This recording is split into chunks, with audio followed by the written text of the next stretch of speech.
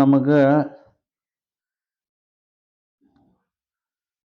മുദ്രകളെക്കുറിച്ചുള്ള പഠനത്തിലേക്ക് വരാം. വെളിപ്പാട് പുസ്തകം 6-ാം അധ്യായത്തിൽ മുദ്രകൾ ഓരോന്നായി കർത്താവ് പൊട്ടിക്കുന്നതായിട്ട് പറയും. അതിൽ കൂടി എന്താണ് കർത്താവ് ഉദ്ദേശിച്ചിരിക്കുന്നത് എന്ന് ബൈബിളിലെ മറ്റു പല പുസ്തകങ്ങളുടെയും സഹായം കൊണ്ട് നമുക്ക് കുറേ കാര്യങ്ങൾ മനസ്സിലാക്കിയെടുക്കാം. 6-ാം അധ്യായം 1-ാം വാക്യം, കുഞ്ഞാട് മുദ്രകളിൽ ഒന്ന് പൊട്ടിച്ചപ്പോൾ നീ വരിക എന്ന് 4 ജീവികളിൽ ഒന്ന് ഇടിമുഴക്കം പോലെ പറയുന്നത് ഞാൻ കേട്ടു. അപ്പോൾ ഞാനൊരു വെള്ളക്കുതിരയെ കണ്ടു. അതിന്മേൽ ഇരിക്കുന്നവൻ്റെ കയ്യിൽ ഒരു വില്ലുണ്ട്.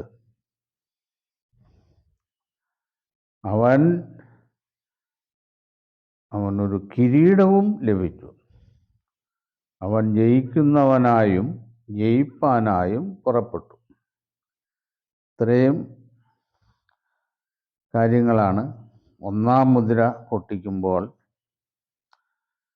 കർത്താവ് നമുക്ക് അറിവ് തരുന്നു.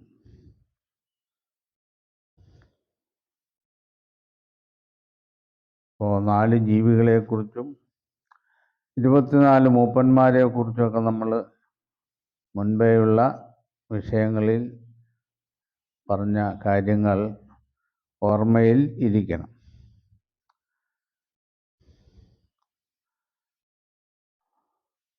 വരിക എന്ന 4 ജീവികളിൽ ഒന്ന് ഇടിമുഴക്കം പോലെ പറയുന്നത് ഞാൻ കേട്ടു. അപ്പോൾ ഞാനൊരു വെള്ളക്കുതിരയെ കണ്ടു. ഒരു വെളുത്ത കുതിരയാണ്. കുതിരയെ സാധാരണ യുദ്ധത്തിനൊക്കെ ആയിട്ടാണ് കൂടുതൽ ഉപയോഗിക്കുന്നത്. കുതിരയ്ക്കുള്ള പ്രത്യേകത എന്താണെന്ന് വെച്ചാൽ കുതിരയ്ക്ക് ഭയമില്ല എന്നുള്ളതാണ്. അത് യുദ്ധസ്ഥലത്ത് നിന്ന് ഭയന്ന് ഓടുന്ന ഒരു ജീവിയല്ല. അതുകൊണ്ട് യുദ്ധങ്ങളിലൊക്കെ കുതിരയെ ഉപയോഗിക്കുന്നു. ഇവിടെ ഒരു വെളുത്ത കുതിരയാണ്. ആ കുതിരപ്പുറത്ത് ഒരാൾ വരുന്നു. ഈ കുതിരപ്പുറത്ത് വരുന്ന ആള് യേശുക്രിസ്തു തന്നെയാണ്. യേശുക്രിസ്തു രാജാവായി 2ാമത് വരുന്നതിൻ്റെ ഒരു സാദൃശ്യം ഇവിടെ പറഞ്ഞിരിക്കും.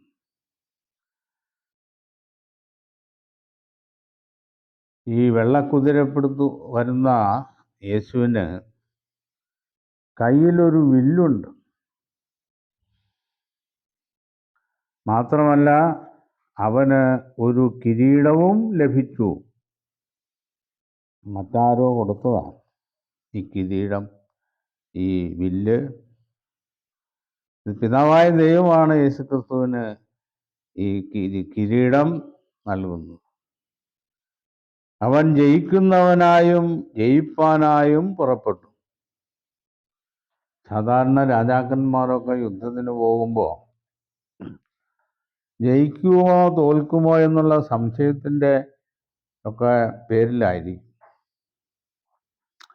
ഇവിടെ യേശുക്രിസ്തു രാജാവായി വരുന്നത് ജയിക്കുന്നവനായും ജയിപ്പാനായും ആണ് പുറപ്പെടുന്നത്. പരാജയത്തിൻ്റെ യാതൊരു കണിക പോലും ഇല്ല. ജയം ഉറപ്പാക്കിക്കൊണ്ടാണ് കർത്താവ് 2ാമത് ഭൂമിയുടെ രാജാവായി മനുഷ്യർക്ക് വേണ്ടി വരുന്നത്. അപ്പോൾ ഈ പ്രവചനത്തിൻ്റെ എല്ലാം ഉദ്ദേശം, ഇതിൻ്റെ നിവൃത്തി, അതിൻ്റെ കാലം, സമയം,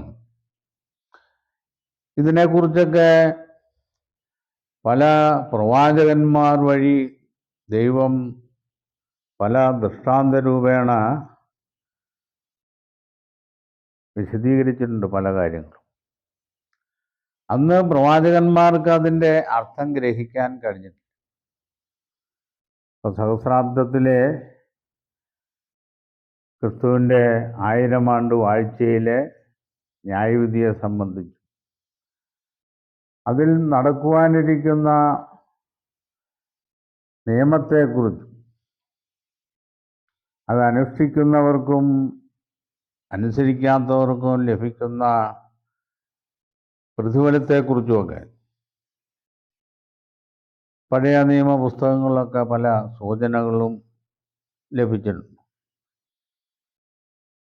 വെളിപ്പാട് പുസ്തകത്തിൽ പറയുന്ന ഈ വിഷയങ്ങളുടെ വ്യാപ്തിയെക്കുറിച്ച് ദാനിയേൽ പ്രവാചകന് ചില കാര്യങ്ങൾ ദൈവം വെളിപ്പെടുത്തി കൊടുത്തു. പക്ഷേ അതിൻ്റെ അർത്ഥം ഒന്നും ദാനിയേൽ പ്രവാചകൻ ഗ്രഹിച്ചില്ല എന്നുള്ളതാണ്. അത് ഗ്രഹിക്കാഞ്ഞത് അത് ദാനിയേൽ പ്രവാചകന് ശേഷം വരുന്ന ക്രിസ്തീയ സഭയ്ക്ക് വേണ്ടി ദൈവം സംഗ്രഹിച്ചിരിക്കുന്ന വലിയ വിഷയങ്ങളായിരുന്നു. അതുകൊണ്ടാണ്. അപ്പോൾ കർത്താവിൻ്റെ 1-ാം വരവ് മുതൽ 2-ാം വരവ് വരെയുള്ള കാലഘട്ടങ്ങൾ എല്ലാ പ്രവചനങ്ങളുടെയും തിരുവെഴുത്തുകളുടെയും നിവൃത്തിക്ക് വേണ്ടി ദൈവം വച്ചിരിക്കുന്ന സമയമാണ്.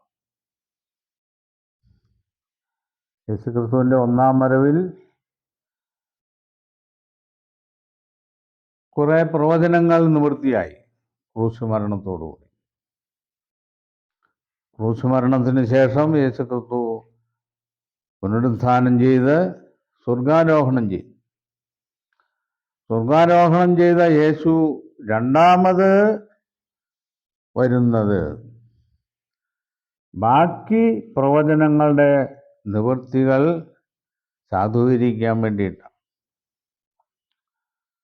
ഇപ്പോൾ ദാനിയേൽ പ്രവാചകൻ മുഖാന്തരം അരുളി ചെയ്യുന്ന കാര്യങ്ങൾ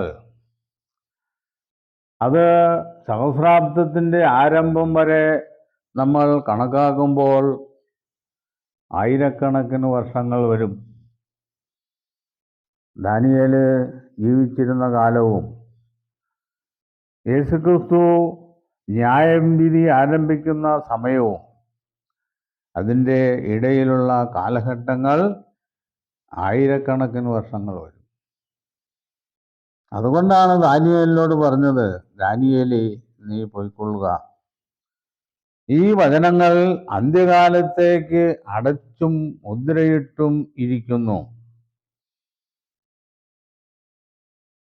അപ്പോൾ അന്ത്യകാലം എന്ന് പറയുന്ന കാലം ആരംഭിക്കുന്നത് കർത്താവിൻ്റെ 1-ാം വരവോടുകൂടിയാണ്.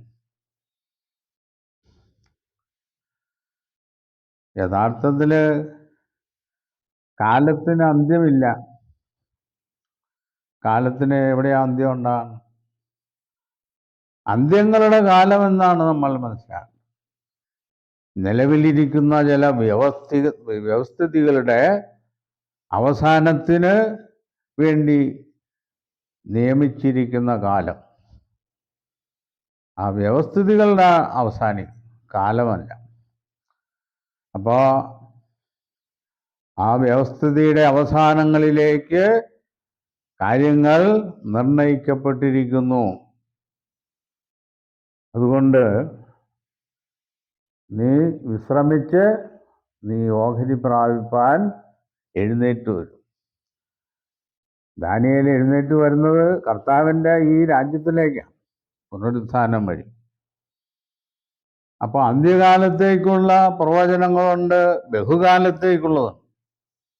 അതെല്ലാം ദാനിയേലിൻ്റെ കാലത്ത് അടച്ച് മുദ്രയിട്ടിരുന്നു. ദാനിയേൽ പ്രവചനത്തിൽ നിന്ന് നമുക്കൊരു വാക്യം നോക്കാം. ദാനിയേൽ പ്രവചനം 7:18.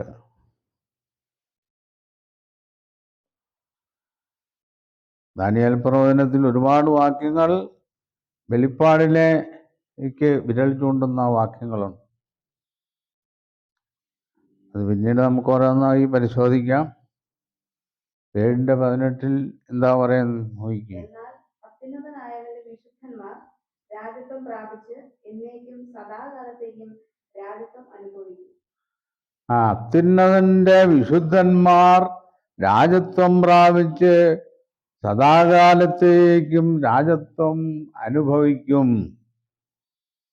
ഉണ്ടോ? ക്രിസ്തുവിൻ്റെ രാജത്വത്തെക്കുറിച്ചാണ് പറയും.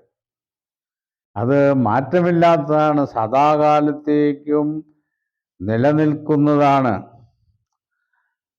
ആ നിലനിൽക്കുന്ന സാമ്രാജ്യത്തിൻ്റെ രാജാവിന് നൽകുന്നതാണ് ഈ കിരീടം. അവനൊരു കിരീടം ലഭിച്ചു എന്ന് പറഞ്ഞില്ലേ, അതാണ് ഈ കിരീടം. അത്യുന്നതനായവൻ്റെ വിശുദ്ധന്മാർ, അത് ക്രിസ്തുവും സഭയും അതിൽ പങ്കാളികളാണ്. ദാനിയേൽ 2:44 നമുക്കൊന്ന് നോക്കാം. ഈ രാജാക്കന്മാരുടെ കാലത്ത് സ്വർഗ്ഗസ്ഥനായ ദൈവം ഒരു നാളും നശിച്ചു പോകാത്ത ഒരു രാജ്യത്വം സ്ഥാപിക്കും. ആ രാജ്യത്വം വേറെ ഒരു ജാതിക്ക് ഏൽപ്പിക്കപ്പെടുകയില്ല. അപ്പൊ ഈ രാജാക്കന്മാരുടെ കാലത്ത്, അതായത് ക്രിസ്തുവിൻ്റെ രാജത്വം ആരംഭിക്കുന്നതിന് മുമ്പ് ഭൂമിയിൽ ഒന്നിനു പിറകെ ഒന്നായി വരുന്ന 4 സാമ്രാജ്യങ്ങളെക്കുറിച്ച് നമ്മൾ ഇതിനു മുമ്പ് ചിന്തിച്ചതാണ്. ഈ 4 സാമ്രാജ്യങ്ങൾക്ക് ശേഷം നിലവിൽ വരുവാൻ പോകുന്ന സാമ്രാജ്യമാണ് ക്രിസ്തുവിൻ്റെ സാമ്രാജ്യം. അതിൻ്റെ രാജാവ് ആണ് ക്രിസ്തു. ആ ക്രിസ്തുവിന് ലഭിക്കുന്ന കിരീടത്തെക്കുറിച്ചാണ് ഇവിടെ പറയുന്നത്. അപ്പോൾ 4 സാമ്രാജ്യങ്ങൾ ഒന്നിനൊന്നായി ശിഥിലമായി. അവസാനം നിലനിൽക്കുന്നത് റോമൻ സാമ്രാജ്യമാണ്. റോമൻ സാമ്രാജ്യത്തിൻ്റെ ശക്തി ക്ഷയിച്ചിട്ട് അതിന്ന് വളരെ ദുർബലമായിരിക്കുകയാണ്. അതിൻ്റെ അവസാനം പർവ്വതത്തിൽ നിന്നൊരു കല്ല് പറിഞ്ഞു വന്നു എന്ന് പറയുന്നു. അത് ദൈവത്തിൻ്റെ രാജ്യമാണ്. അപ്പോൾ അവനൊരു കിരീടവും ലഭിച്ചു. പിന്നെ അവൻ്റെ കയ്യിൽ ഒരു വില്ലുണ്ടെന്നാണ്. അപ്പൊ വില്ലുണ്ടെന്ന് പറയുമ്പോൾ ആളുകൾ വിചാരിക്കുന്നത് പണ്ട് അമ്പും വില്ലുമായിട്ട് യുദ്ധം ചെയ്യുകയാണ്. അതുപോലെ അമ്പിൻ്റെ കാര്യം പറഞ്ഞിട്ടില്ല, ആ വില്ലാണെന്ന് ധരിച്ചു പോകും. പക്ഷെ ഇവിടെ പറയുന്ന വില്ല് ഏതാണെന്ന് നമുക്ക് നോക്കാം. ഉൽപ്പത്തി പുസ്തകം 9-ാം അധ്യായം 12, 13, 14 വാക്യങ്ങൾ വില്ല് എന്തിനെ ഓർപ്പിക്കുന്നു എന്ന് നമുക്ക് മനസ്സിലാക്കാൻ പറ്റും. പിന്നെയും ദൈവം അരുളി ചെയ്തത്, ഞാനും നിങ്ങളും നിങ്ങളോടുകൂടെയുള്ള സകല ജീവജന്തുക്കളും തമ്മിൽ തലമുറ തലമുറയോളം സദാകാലത്തേക്കും ചെയ്യുന്ന നിയമത്തിന്റെ അടയാളം ആവിത്. ഞാൻ എന്റെ വില്ല് മേഘത്തിൽ വെക്കുന്നു. അത് ഞാനും ഭൂമിയും തമ്മിലുള്ള നിയമത്തിന് അടയാളമായിരിക്കും. ഞാൻ ഭൂമിയുടെ മീതെ മേഘം വരുത്തുമ്പോൾ മേഘത്തിൽ വില്ല് കാണും. അതെ. അപ്പൊ ഇവിടെ ഈ വില്ല് എന്തിനാ? യഹോവ ചില കാര്യങ്ങൾ ഓർക്കാൻ വേണ്ടിയിട്ട് വെച്ചേക്കുന്ന ഒരു അടയാളമാണ്. മഴ പെയ്യുമ്പോൾ നമ്മൾ മഴവില്ല് കാണും മേഘത്തിൽ, അല്ലേ? നമ്മൾ വില്ല് കാണുമ്പോൾ അടുത്ത ആളിനെയും വിളിച്ച് കാണിക്കും, ഇതാ മഴവില്ലെന്നും പറയും. എത്ര മനോഹരമാ! അപ്പൊ ഈ വില്ല് ഒരു കാര്യത്തെ നമ്മളെ ഓർപ്പിക്കുന്നുണ്ട്. ഒരു നിയമത്തിൻ്റെ കാര്യം ഓർക്കുകയാണ്. ദൈവവും മനുഷ്യനും തമ്മിൽ ഒരു നിയമം വെച്ചിട്ടുണ്ടെന്ന ദൈവം. അത് നോഹയായിട്ടുള്ള ബന്ധത്തിലാണ്. നോഹയുടെ കാലത്ത് ജലപ്രളയം ഉണ്ടായ കാര്യം എല്ലാവർക്കും അറിയാവുന്നതാണ്. ഭൂമിയിലെങ്ങും പർവ്വതങ്ങൾ വരെ മൂടി വെള്ളം കയറി മൂക്കിൽ ജീവശ്വാസമുള്ള മനുഷ്യനും മൃഗങ്ങളും എല്ലാം ചത്തുപോയി എന്ന് എഴുതി. അപ്പോൾ ഒരു മഹാപ്രളയം 40 രാവും 40 പകലും പെയ്ത് മഴ ഭൂമിയിൽ നിറഞ്ഞിട്ട് ഒരു ജീവജാലങ്ങൾക്കും ജീവിച്ചിരിക്കാൻ പറ്റാത്ത അവസ്ഥയിലായി. ആ പ്രളയം 1 വർഷം കൊണ്ടാണ് ആ പ്രളയം തീർന്നത്. നോഹയും കുടുംബവും ആ പ്രളയത്തിൽ രക്ഷപ്പെട്ടു. അതിനുശേഷം ദൈവം നോഹയോട് പറയുന്ന, ഇനി ഞാൻ ഒരു പ്രളയം കൊണ്ട് ഭൂമിയെ നശിപ്പിക്കുകയില്ല. അതിനെ ഒരു അടയാളമായിട്ട് ഞാൻ എൻ്റെ വില്ല് മേഘത്തിൽ വയ്ക്കുന്നു. ഞാനും മനുഷ്യനും മൃഗങ്ങളും എല്ലാ ജീവജാലങ്ങൾക്കും വേണ്ടി ഉള്ള എൻ്റെ ഒരു നിയമമാണ്. ആ നിയമത്തിൻ്റെ അടയാളം ഞാൻ മേഘത്തിൽ വയ്ക്കുന്നു, എൻ്റെ വില്ല് എന്ന്. അപ്പൊ ഇവിടെ പറയുന്ന വില്ലിന് ഇതുമായിട്ടാണ് എന്താണ് ബന്ധം എന്നുള്ളതാണ്. ഇവിടെ നമ്മുടെ കർത്താവ് വരുന്നത് ജയിക്കുന്നവനായും ജയിക്കാനായും വരുന്നു. അപ്പൊ കർത്താവ് ഒന്നാമത്തെ വരവിൽ അവൻ ഒരു രക്ഷകനായിട്ടാണ് വന്നു. രണ്ടാമത്തെ വരവിൽ രാജാവായി വന്നു. കർത്താവിന് 2 കാര്യങ്ങളാണ് ഇനി പ്രധാനമായിട്ടും ചെയ്യാൻ. ഉൽപ്പത്തി പുസ്തകം 22-ന്റെ 18 അവിടെ അബ്രാഹാമും ദൈവവും തമ്മിൽ ഒരു ഉടമ്പടി ഒപ്പിടുന്നുണ്ട്. നീ എന്റെ വാക്ക് അനുസരിച്ചതുകൊണ്ട് നിന്റെ സന്തതി മുഖാന്തരം ഭൂമിയിലുള്ള സകല ജാതികളും അനുഗ്രഹിക്കപ്പെടും എന്ന് ഞാൻ എന്നെ കൊണ്ട് തന്നെ സത്യം ചെയ്തിരിക്കുന്നു എന്ന് യഹോവ അരുളിച്ചെയ്യുന്നു. പിന്നെ അബ്രഹാം ബാല്യക്കാരുടെ അടുക്കൽ മടങ്ങി വന്നു. മതി. അപ്പോ അബ്രഹാമിനോട് ദൈവം ചെയ്ത ഒരു ഉടമ്പടിയുണ്ട്. നിന്റെ സന്തതി മുഖാന്തരം ഭൂഗോത്രങ്ങളെല്ലാം അനുഗ്രഹിക്കപ്പെടും എന്നുള്ള ഇതൊരു വാഗ്ദത്തമാണ്.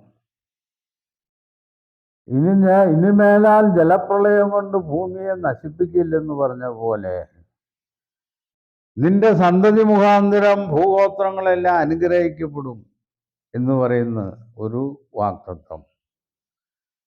ഈ വാഗ്ദത്തത്തെ നമ്മളെ ഓർപ്പിക്കുന്നത് ഈ പദം കൊണ്ടാണ്.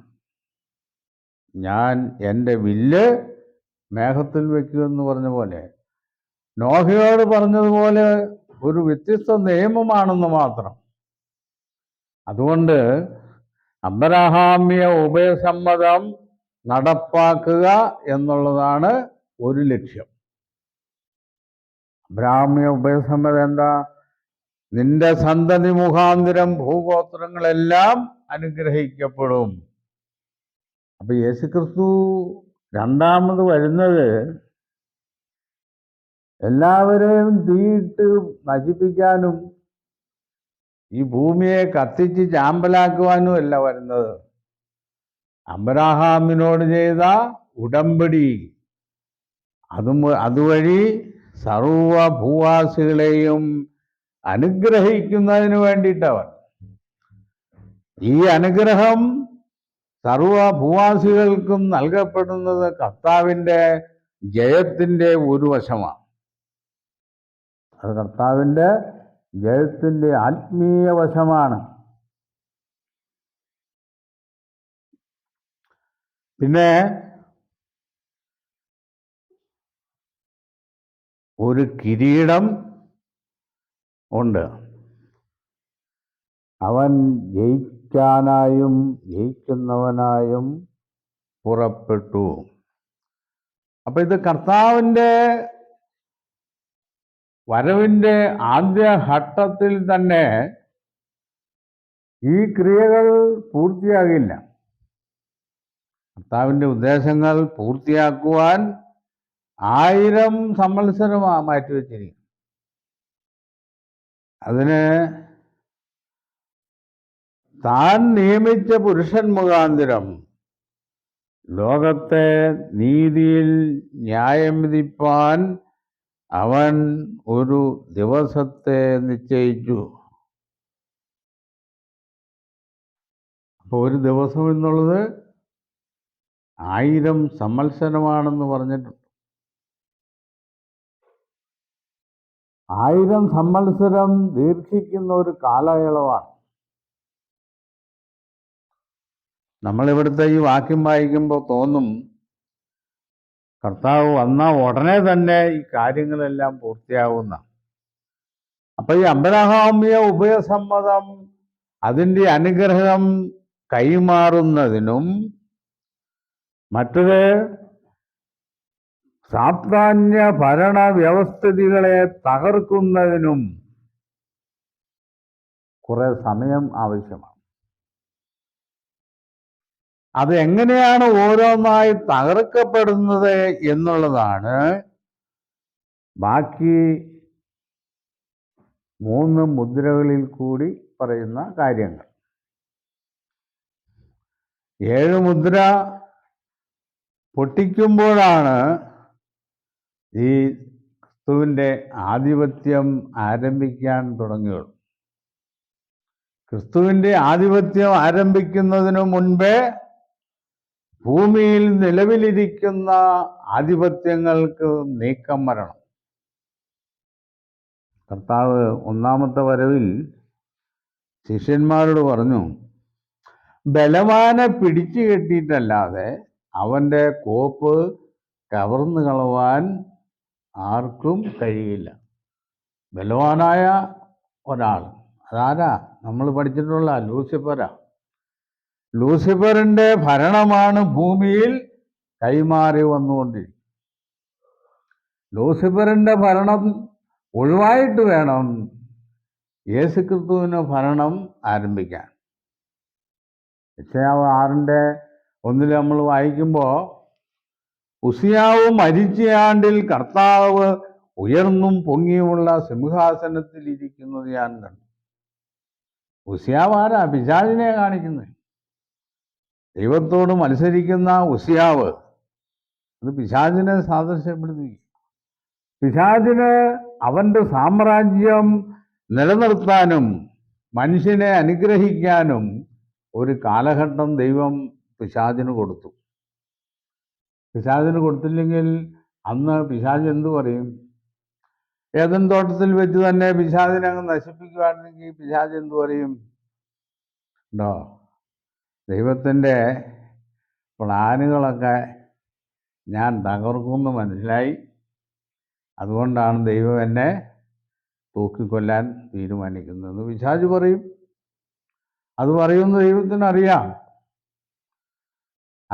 അല്ലെങ്കിൽ പിശാചിനെ അന്നേരം തന്നെ ദൈവം നശിപ്പിക്കാൻ ദൈവത്തിന് കഴിയല്ലേ? അപ്പോൾ പിശാചിൻ്റെ ഇഷ്ടം ചെയ്യാൻ കുറെ സമയങ്ങൾ കൊടുത്തു പിശാചിന്.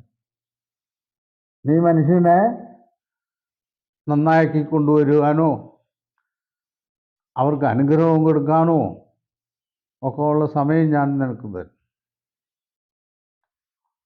നമ്മുടെ ആദ്യ മാതാപിതാവായ ഹവ്വ പിശാചിൻ്റെ വാക്കല്ലേ അനുസരിച്ചേ? ദൈവത്തെ അവരനുസരിച്ചില്ല. അപ്പൊ അനുസരണക്കേടിൻ്റെ ഫലം എന്താണെന്ന് ആദാമിനും ഹവ്വായ്ക്കും സന്തതി പരമ്പരകൾക്കും മനസ്സിലാക്കി കൊടുക്കണം. അതിനും പിശാചിൻ്റെ ഭരണം ആവശ്യമാണ്.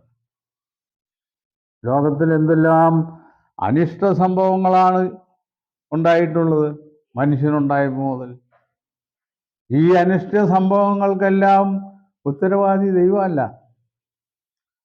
ദൈവത്തിന് ആരും അങ്ങനെ ഒരു അനിഷ്ട സംഭവത്തിൽ കൂടി കടന്നു പോകണമെന്ന് ദൈവം ആഗ്രഹിക്കുന്നു. ദൈവം എപ്പോഴും നന്മയും നല്ലതിനു വേണ്ടിയും ആഗ്രഹിക്കുന്നതാണ്. മനുഷ്യൻ തൻ്റെ വഴി വഷളാക്കി കളയുന്നു.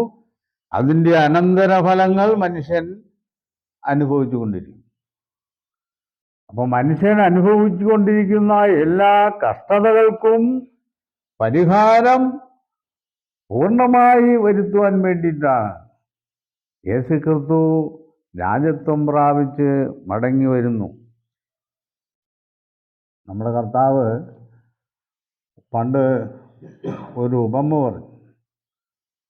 കുലീനനായ ഒരു മനുഷ്യൻ രാജത്വം പ്രാപിച്ച് മടങ്ങി വരണമെന്ന് വെച്ച് ദൂരദേശത്തേക്ക് യാത്രയായി.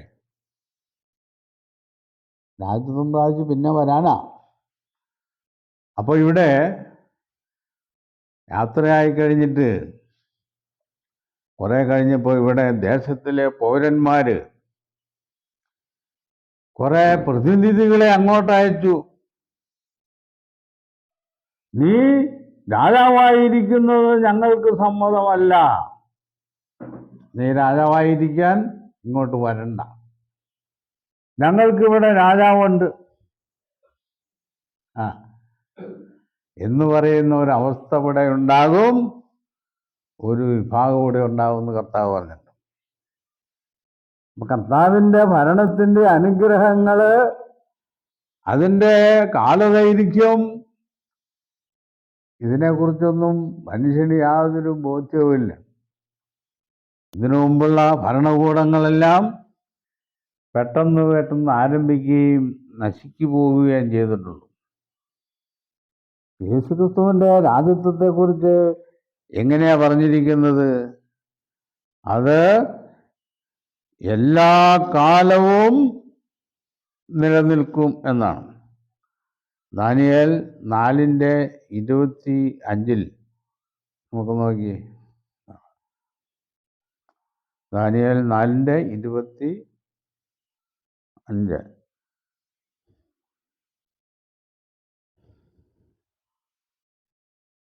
തിരുമേനിയെ മനുഷ്യരുടെ ഇടയിൽ നിന്ന് നീക്കിക്കളയും. തിരുമനസ്സിലെ വാസം കാട്ടുമൃഗങ്ങളോടുകൂടെയാണ്. അപ്പൊ ബാബേൽ പ്രവാസം കഴിഞ്ഞിട്ട് പിന്നെ ബാബേൽ പ്രവാസം കഴിഞ്ഞിട്ട് ഇസ്രായേൽ മടങ്ങി സ്വദേശത്തേക്ക് വരുന്നു. 70 വർഷം കഴിഞ്ഞിട്ടാണ്. ഈ 70 വർഷം കഴിഞ്ഞവർ യെരൂശലേമിൽ വന്നതിന് ശേഷം അവർക്ക് ഈ വാഗ്ദത്തങ്ങളുടെ ഒരു പട്ടിക കൊടുക്കുന്നു. അതിൻ്റെ ആ നിവൃത്തികളെല്ലാം പൂർണ്ണമായി സംഭവിക്കുന്നത് കർത്താവിൻ്റെ രണ്ടാമത്തെ വരവിലാണ്.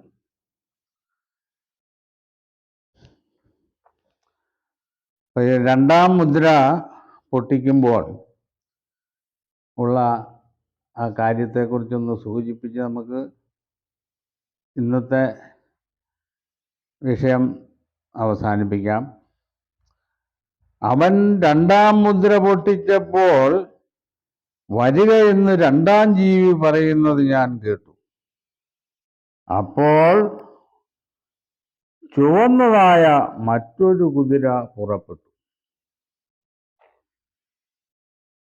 അതിൻ്റെ പുറത്ത് ഇരിക്കുന്നവനും മനുഷ്യർ അന്യോന്യം കൊല്ലുവാൻ തക്കവണ്ണം ഭൂമിയിൽ നിന്ന് സമാധാനം എടുത്തു കളയേണ്ടതിന് അധികാരം ലഭിച്ചു.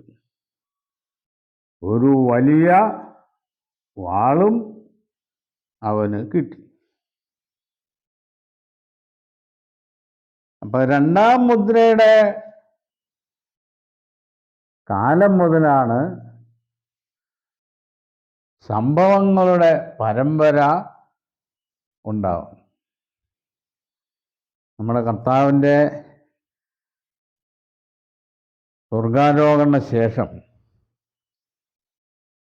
ഇവിടെ പ്രധാനമായിട്ടും ദൈവം നിരീക്ഷിച്ചു കൊണ്ടിരിക്കുന്ന ഒരു വിഭാഗമുണ്ട്.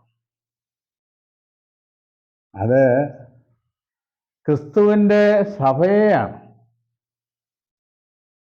അപ്പോസ്തലന്മാരുടെ ശേഷം സഭയിലേക്ക് വിളിക്കപ്പെട്ടുകൊണ്ടിരിക്കുന്ന വിശുദ്ധന്മാര് ദൈവത്തിൻ്റെയും ക്രിസ്തുവിൻ്റെയും പ്രത്യേക നിരീക്ഷണത്തിലാണ്,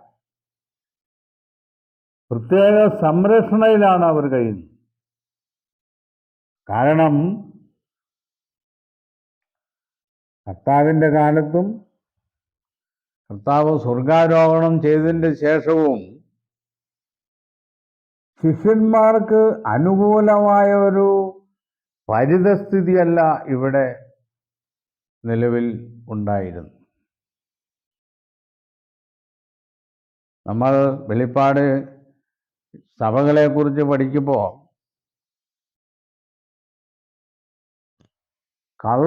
കളവായി യഹൂദന്മാരെന്ന് പറഞ്ഞു വരുന്ന ആളുകൾ, സാത്താൻ്റെ പള്ളിക്കാരെന്ന് വിചാരിക്കുന്നവർ, നിക്കോലാവ്യര്, ഇങ്ങനെ സത്യത്തിനെതിരായി നിൽക്കുന്ന ഒരു വലിയ പ്രസ്ഥാനം 1-ാം നൂറ്റാണ്ടിൻ്റെ അവസാനത്തോടുകൂടി ഇവിടെ രൂപം കൊണ്ടിരിക്കും. ഇതിനൊന്നും ദൈവത്തിൻ്റെ അനുമതിയുള്ള പ്രസ്ഥാനങ്ങളല്ല. ദൈവത്തിൻ്റെ അനുമതി ഇല്ലാത്തത് കൊണ്ട് തന്നെ അതിന് സംരക്ഷണവും ഇല്ലെന്നുള്ളതാണ്. അതിൻ്റെ സംരക്ഷണം പ്രധാനമായിട്ടും ലൂസിഫറിനാണ്. അദ്ദേഹം 2-3 നൂറ്റാണ്ടുകൾ തൻ്റെ ക്രൂര വിനോദങ്ങൾ ചെയ്യപ്പെടുവാൻ മനുഷ്യലോകത്തെ ഉപയോഗിച്ചു.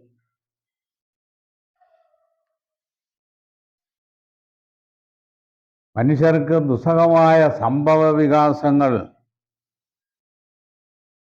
അതിൽ വളരെ പ്രധാനപ്പെട്ട സംഭവമാണ് 1-ഉം 2-ഉം ലോകമഹായുദ്ധങ്ങൾ.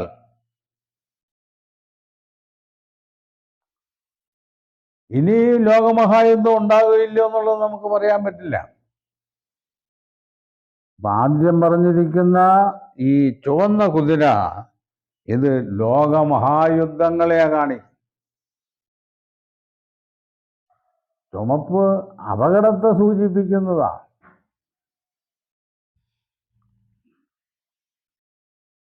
ഇതില് ബ്രിട്ടൻ, ജർമ്മനി തുടങ്ങിയ, ഇറ്റലി തുടങ്ങിയ രാജ്യങ്ങൾ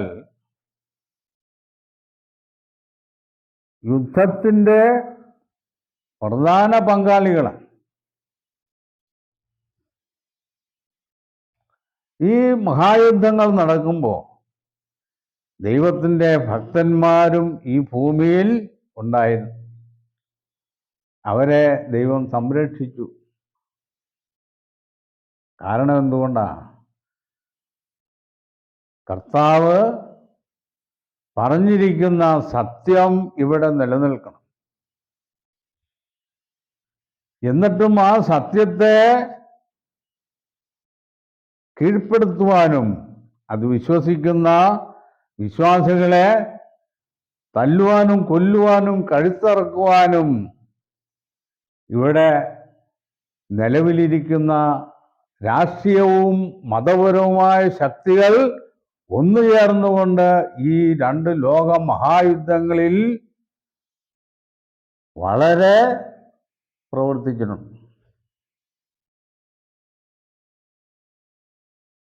അപ്പൊ ഈ ചുവന്ന കുതിരപ്പുറത്ത് വരുന്ന ദൂതന് മനുഷ്യർ അന്യോന്യം കൊല്ലുവാൻ തക്കവണ്ണം ഭൂമിയിൽ നിന്ന് സമാധാനം എടുത്തു കളയേണ്ടതിന് അധികാരം ലഭിച്ചു. അന്യോന്യം കൊല്ലുവാനുള്ള കാരണം എന്താ? ഭൂമിയിൽ സമാധാനം ഇല്ല. ഇവിടെ അക്രമവും അരാജകത്വവും നടമാടി, വാശിയും വൈരാഗ്യവും വർദ്ധിച്ചു. അപ്പൊ പിന്നെ എന്താ ഇത്? സ്നേഹശൂന്യമായ ഒരു ലോകമായി തീർന്നുകൂടെ. അപ്പോ രണ്ടുപേരുടെ മനസ്സിൽ യുദ്ധം ആരംഭിക്കുന്നു. ആ യുദ്ധം ലോകമഹായുദ്ധമായി പരിണമിക്കുന്നു. മനുഷ്യർ അന്യോന്യം കൊല്ലുവാൻ, അതിന് സമാധാനം എടുത്തു കളയുവാൻ ആ ദൂതന് അധികാരം ലഭിച്ചു.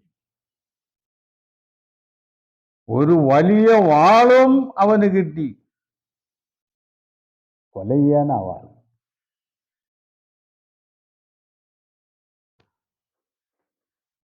അപ്പൊ നമ്മുടെ കർത്താവ് രാജ്യഭരണം ആരംഭിക്കുന്നതിന് മുമ്പ് നിലവിലിരിക്കുന്ന ഭരണങ്ങൾ നശിപ്പിക്കപ്പെടണം. അങ്ങനെ നശിപ്പിക്കപ്പെടണമെങ്കിൽ ഈ രാജ്യങ്ങൾ തമ്മിലടിച്ച് അവരുടെ തന്നെ നിസ്സഹായത അവർ തെളിയിക്കേണ്ടിയിരിക്കുന്നു. പിന്നെ മാത്രമല്ല, കർത്താവ് സ്വർഗാരോഹണം ചെയ്തതിന് ശേഷം 2000 ചില്ലുവാനം വർഷം ഇന്നായിട്ടുണ്ട്. ഇന്ന് ഭൂമിയിൽ എത്ര പേര് ക്രിസ്തുവിനെ അംഗീകരിച്ചിട്ടുണ്ട്? എത്ര പേര് ബൈബിൾ അംഗീകരിക്കുന്നുണ്ട്? എത്ര പേർക്ക് യഹോവയാം മഹാദൈവത്തിൻ്റെ നാമം വെളിപ്പെട്ടിട്ടുണ്ട്? ഇന്നും അന്ധകാരങ്ങളിലാണ് മുഴുവൻ മനുഷ്യൻ കഴിഞ്ഞു. അപ്പോ ഈ ലോകത്തിന്റെ ഒരു ന്യായവിധിയുടെ സമയം ക്ലിപ്തപ്പെടുത്തിയിരിക്കുകയാണ്. എന്താണ് ന്യായവിധി? ഈ ലോകത്തിന്റെ ന്യായവിധി എന്ന് പറഞ്ഞാൽ എന്താണ്? വെളിച്ചം ലോകത്തിൽ വന്നിട്ടും മനുഷ്യർ വെളിച്ചത്തേക്കാൾ കൂടുതൽ ഇരുളിനെ സ്നേഹിച്ചു എന്നുള്ളതാണ് കുറ്റം. വെളിച്ചം ലോകത്തിൽ വന്നു എന്ന് പറഞ്ഞാൽ എന്താ? കർത്താവ് ഒന്നാമത് വന്നപ്പോ പറഞ്ഞു, ഞാൻ ലോകത്തിന്റെ വെളിച്ചമാകുന്നു എന്നാ കർത്താവ്. ഞാൻ ലോകത്തിന്റെ വെളിച്ചമാകും. എന്നെ അനുഗമിക്കുന്നവൻ ഇരുളിൽ വസിക്കാതെ വെളിച്ചത്തിൽ വസിക്കും. അപ്പൊ ഈ വെളിച്ചം ലോകത്തിൽ വന്നിട്ട് 2000 ചില്ലുവാനും വർഷം കഴിഞ്ഞിരിക്കുക. ഇന്നും മനുഷ്യൻ മിഥ്യാമൂർത്തികളെയും ബിംബങ്ങളെയും ആരാധിക്കുകയും അവയ്ക്ക് വേണ്ടി നേർച്ചയും വഴിപാടും കഴിക്കുന്നു. കണ്ണുണ്ടെങ്കിലും കാണുന്നില്ല, മൂക്കുണ്ടെങ്കിലും മണക്കുന്നില്ല, ചെവിയുണ്ടെങ്കിലും കേൾക്കുന്നില്ല, കാലുണ്ടെങ്കിലും നടക്കുന്നില്ല, തൊണ്ട കൊണ്ട് സംസാരിക്കുന്നതുമില്ല. ഇങ്ങനെയുള്ള ദൈവങ്ങളെ പൂജിക്കുന്ന ഒരു വിഭാഗം ഇവിടെയാണ്. ലോകത്തിലുള്ള സകല മനുഷ്യർക്കും വേണ്ടി നിത്യജീവനും അനുഗ്രഹവും കൊടുക്കുവാൻ യേശുക്രിസ്തു കാൽവറി ക്രൂശിൽ യാഗമായി തീർന്നു. എന്നെ വിശ്വസിക്കുന്നവന് നിത്യജീവൻ നൽകപ്പെടും എന്ന് കർത്താവ് പ്രസംഗിച്ചു. ഈ വചനങ്ങളൊക്കെ എവിടെയാ, ആരാ കേട്ടിട്ടുള്ള, അംഗീകരിച്ചിട്ടുള്ള? യേശുക്രിസ്തുവിനെയും പിതാവായ ദൈവത്തെ എത്ര പേര് തിരിച്ചറിഞ്ഞിട്ടുണ്ട്? ഇന്നും ഇവിടെ സ്വർഗതുല്യമായ ജീവിതം സൃഷ്ടിക്കാൻ മതങ്ങളും രാഷ്ട്രങ്ങളും അങ്ങനെ പെടാപ്പാടുപെട്ടുകൊണ്ടിരിക്കുക. അതാ പറഞ്ഞത്, നീ ഞങ്ങൾക്ക് രാജാവായിരിക്കേണ്ട കാര്യമില്ല, ഞങ്ങളിവിടെ ശരിക്ക് എല്ലാ മേഖലകളിലും സുസ്ഥിരമായ ഭരണം കാഴ്ചപ്പെട്ട് വെച്ചുകൊണ്ട് ജീവിച്ചോളാം. മറ്റേ കർത്താവ് ബലവാനെ പിടിച്ചു കെട്ടും. വെളിപ്പാട് പുസ്തകം 20 ആദ്യത്തെ വാക്യം നമ്മൾ വായിക്കുമ്പോൾ കർത്താവ് ബലവാനെ പിടിച്ചു കെട്ടുന്ന ഒരു കാര്യം പറയുന്നുണ്ട്. അനന്തരം ഒരു ദൂതൻ അഗാധത്തിന്റെ താക്കോലും ഒരു വലിയ ചങ്ങലയും കയ്യിൽ പിടിച്ചുകൊണ്ട് സ്വർഗത്തിൽ നിന്നും ഇറങ്ങുന്നത് ഞാൻ കണ്ടു. അവൻ പിശാചും സാത്താനും എന്നുള്ള പഴയ പാമ്പായ മഹാസർപ്പത്തെ പിടിച്ച് 1000 ആണ്ടിലേക്ക് ചങ്ങലക്കിട്ടു. സ്വർഗത്തിൽ നിന്നൊരു ദൂതൻ വരുന്നു, കയ്യിൽ വലിയൊരു ചങ്ങലയുണ്ട്.